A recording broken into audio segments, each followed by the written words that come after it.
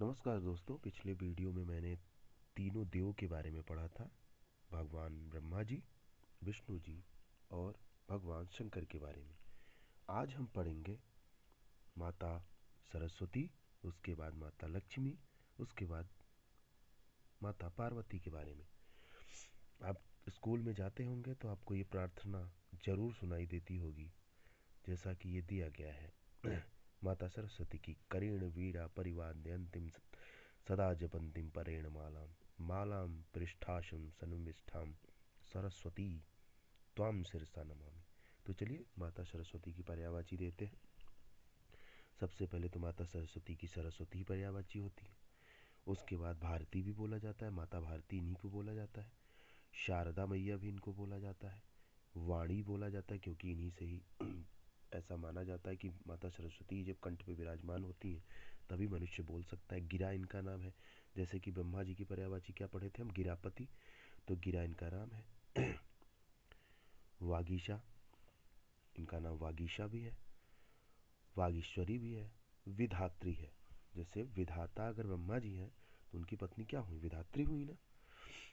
और नाम आता है वाग्देवी। वाग्देवी के बाद इनको वीणावादिनी कहते हैं क्योंकि ये माता सरस्वती वीणा बजाती है। महाश्वेता है, श्वेत वस्त्र धारण करती है, महाश्वेता है ये, सफ़ेद एकदम बिमला है ये, इला है ये, और हंस वाहिनी है क्योंकि इनका जो वाहन है वो हंस है। कभी कभी आप पढ़ते होंगे ना, हे हंस वाहिनी ज्ञान दाहिनी, ये आपको प्रार्थना मिल जाता होगा स्कूल में। ब्रह्म पत्नी है, ब्रह्म पत्नी मतलब ब्रह्मा जी की पत्नी है। ज्ञानदा है, ये देखिए यहाँ ज्ञानदा, ज्ञानदा दा का मतलब होता है देने वाली, देने वाली। जैसे अगर बोला जाए धनदा, तो धनदा मतलब लक्ष्मी जी क्योंकि धन देने वाली है। तो ज्ञानदा मतलब सरस्वती जी, ज्ञान देने वाली है। जैसे बोलते हैं ना कि यशोदा यश देने वाली हो गई, यश देने वाली, सुखदा सुख देने वाली, प्राणदा प्राण देने वाली। तो ऐसे ही माता सरस्वती ज्ञान देने वाली है। ब्राह्मी, ब्रह्मा जी से लिंक है। वीणा पाणी, मतलब पाणी मतलब हाथ, वीणा जिसके हाथ में वीणा हो, ठीक है। पाणी मतलब हाथ होता है, याद रखिएगा। वाक, वाक भी इनको बोला जाता है। ये थी माता सरस्वती जी की पर्यायवाची। अब आगे बात करते हैं माता लक्ष्मी जी की बात। माता लक्ष्मी जी की ये देखिए इनके मंत्र हैं, ओम महालक्ष्मी नमो नमः, विष्णु प्रियासी नमो नमः, धन प्रदायी नमो नमः, विश्व जननाई नमो नमः। तो माता लक्ष्मी जी की बात करते हैं तो सबसे पहले यही जान लीजिए कि माता लक्ष्मी जी की पति कौन है, कौन है, विष्णु जी। तो विष्णु जी पति हैं। तो वहाँ पे हमने पढ़ा था क्या, कमलाकांत, रमाकांत। तो ऐसे ही अब यहाँ माता लक्ष्मी जी की पर्यायवाची में पहले लक्ष्मी जी आ गई, उसके बाद श्री, श्रीकांत भी पढ़े थे, भगवान विष्णु जी की पर्यायवाची थी। तो ये लक्ष्मी जी कौन हुई, श्री हुई।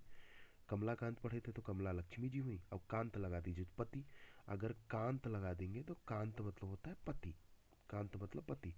तो श्रीकांत, कमलाकांत, रमाकांत, इसी तरीके से तो लक्ष्मी जी क्या हुई, श्री हुई, कमला हुई, रमा हुई, पद्मा हुई, पद्मासना हुई, पद्मासना मतलब कमल, कमल पर जिसका आसन हो, इंदिरा हुई, समुद्रजा हुई मतलब समुद्र की बेटी, समुद्र से निकली थी ये। जा मतलब जन्म लेने वाली, जा मतलब जन्म ले, जैसे इनको बोला जाता है सिंधुजा, सिंधुजा, तो सिंधु मतलब समुद्र, समुद्रजा समुद्र से जन्म लेने वाली, ठीक है। भूमिजा, भूमिजा मतलब सीता, सीता जी कहाँ से जन्म ली थी, भूमि से ली थी, तो इसीलिए उनका नाम पड़ा भूमिजा, ठीक है। क्षीरोद तनया, क्षीरोद क्षीर सागर से, तनया मतलब बिटिया, तनया मतलब बिटिया। तो भैया तनया मतलब जब बिटिया हो सकती है तो तनय मतलब क्या होगा, बेटा, तनय मतलब बेटा। अनुज मतलब छोटा लड़का हो सकता है, तो अनुजा मतलब छोटी लड़की, ठीक है। इसी तरीके से जा मतलब जन्म लेने वाले, ठीक है। भार्गवी, इनका नाम भार्गवी भी है। धनदा, देखिए अभी यहाँ पे मैंने पढ़ा क्या, ज्ञानदा, ज्ञानदा मतलब ज्ञान देने वाली माता सरस्वती है। तो धन देने वाली कौन है, लक्ष्मी जी है, तो धनदा। कमलासना, कमलासना मतलब कमल पर आसन लगाने वाली, पद्माल्या इनको भी कहते हैं, लोक माता इनको कहते हैं, लोक माता इनको कहते हैं। अब देखिए ब्रह्मा जी को क्या कहते थे, या कमेंट बॉक्स में बताइएगा, मैंने आपको बताया था इनको लोक माता कहते थे, तो ब्रह्मा जी को क्या कहते थे, लोक जननी भी इनको बोला जाता है। समुद्र सुता, सुता मतलब होता है बिटिया, सुता मतलब बिटिया, तनया मतलब बिटिया, तनया मतलब बिटिया, सुता मतलब बिटिया। तो यहाँ लगा दिए समुद्र सुता मतलब समुद्र की बिटिया, उदधि सुता मतलब उदधि मतलब समुद्र, उदधि मतलब समुद्र, तो उदधि सुता मतलब समुद्र की बिटिया। समुद्र जा, समुद्र मतलब समुद्र, जा मतलब जन्म लेने वाली, समुद्र से जन्म लेने। विष्णु पत्नी आप जानते ही हैं, विष्णु प्रिया आप जानते ही हैं। सिंधु जा, सिंधु मतलब पहले अभी बता दिया, सिंधु मतलब समुद्र सागर, तो उनसे जन्म लेने वाले सिंधु जा। ये थी माता लक्ष्मी की पर्यायवाची। देखिए पर्यायवाची जो होता है ना वो केवल ध्यान देने से बनाया जा सकता है, ध्यान देना पड़ेगा कि हाँ क्या क्या हो सकता है। हरि प्रिया, अब बोल दिया गया हरि प्रिया, तो हरि मतलब भगवान विष्णु, विष्णु की प्रिया कौन हो सकती है, माता लक्ष्मी, बोल दिया गया। कमलासना, कमलासना मतलब कमलासन अगर बोला जाएगा तो ब्रह्मा जी की, उनकी विष्णु जी की या ब्रह्मा जी की परिवार हो सकती है, क्योंकि वो कमल पे विराजमान होते हैं। लेकिन कमलासना मतलब तो बड़ी बड़ा बड़ा बड़ा आ की मात्रा लग गया, आ की मात्रा लग गई तो मतलब वो स्त्री वाचक हो गया। तो कमलासना मतलब कमल पर विराजमान करने वाली, कौन कमल पर विराजमान होता है, माता लक्ष्मी। ठीक है, कमेंट बॉक्स में बताइएगा कि माता लक्ष्मी का वाहन कौन सा है, ठीक है, वाहन के लिए आप लोग बताइएगा। चलिए आगे पर्यायवाची आती है पार्वती की। जैसे हमने पढ़ा था ब्रह्मा विष्णु महेश, तो वैसे इनकी पत्नियां पढ़ेंगे। पहले ब्रह्मा जी की पत्नी माता सरस्वती, उसके बाद विष्णु जी की पत्नी माता लक्ष्मी, अब माता पार्वती की देखते हैं। सर्वमंगल मांगल्ये शिवे सर्वार्थ साधिके शरण्य त्र्यंबके गौरी नारायणी नमस्तुते। अब देखिए पार्वती, माता पार्वती जी की पर्यायवाची में पहले पार्वती, उमा बोलते ना, उमापति महादेव की जय, तो उमापति, उमापति कौन हुआ, भगवान शंकर, उमापति कौन हुआ, भगवान शंकर, तो उमा कौन हुई, माता पार्वती। गौरी बोलते हैं ना, गौरी, शिवा, देखिए शिवा स्त्रीवाचक नाम है, हम पुरुषवाचक लिख लेते हैं। भवानी, भवन भवानी अभी बताया था पिछली वाली वीडियो में, भवन भवानी, दुर्गा भी इनका नाम है।